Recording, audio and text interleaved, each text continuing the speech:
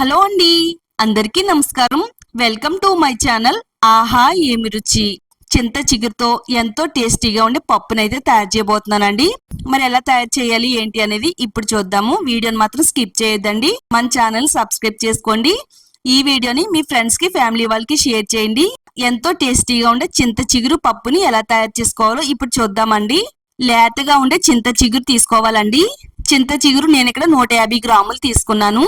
చింత చిగురులో ముదురుగా ఉండే కాడలన్నిటిని కూడా తీసేసుకోవాలండి. ఒక్కొక్కటిగా ఇలా కాడలన్నిటిని కూడా వేడి తీసుకుని ముదురు కాడలను పక్కకు తీసేసుకున్నాను. ఇప్పుడు చింత చిగురిని శుభ్రంగా నీట్ గా క్లీన్ చేసుకుందామండి.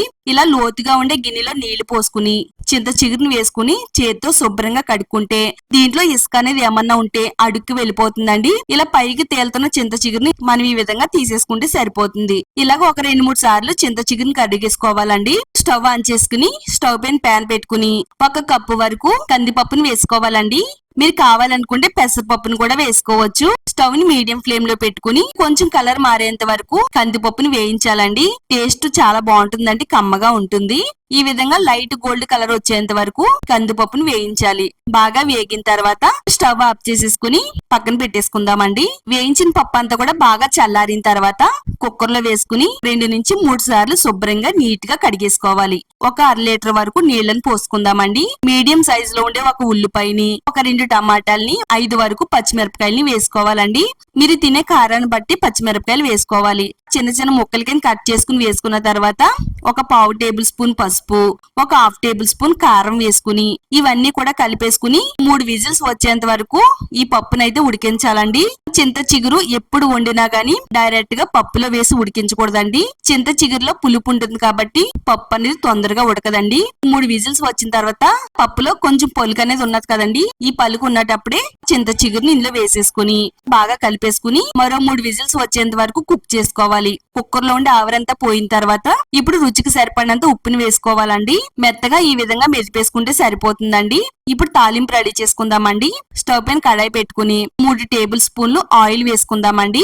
ఆయిల్ బాగా హీట్ అయిన తర్వాత ఒక 1/2 టేబుల్ స్పూన్ ఆవాలు, 1/2 టేబుల్ స్పూన్ జీలకర్ర కొద్దిగా వేగిన తర్వాత సన్నగా పొడవుగా కట్ చేసి పెట్టుకున్న ఉల్లిపాయ ముక్కలు, కచ్చా పచ్చగా దంచి పెట్టుకున్న వెల్లుల్లి రేకల్ని కూడా వేసుకుని ఆయిల్లో బాగా వేయించాలండి.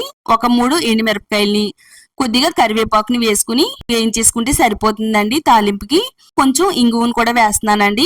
తాలింపు అంతా కూడా బాగా వేగిన తర్వాత చింత చిగురుని పప్పుని ఇందులో వేసేసుకుంటే సరిపోతుందండి.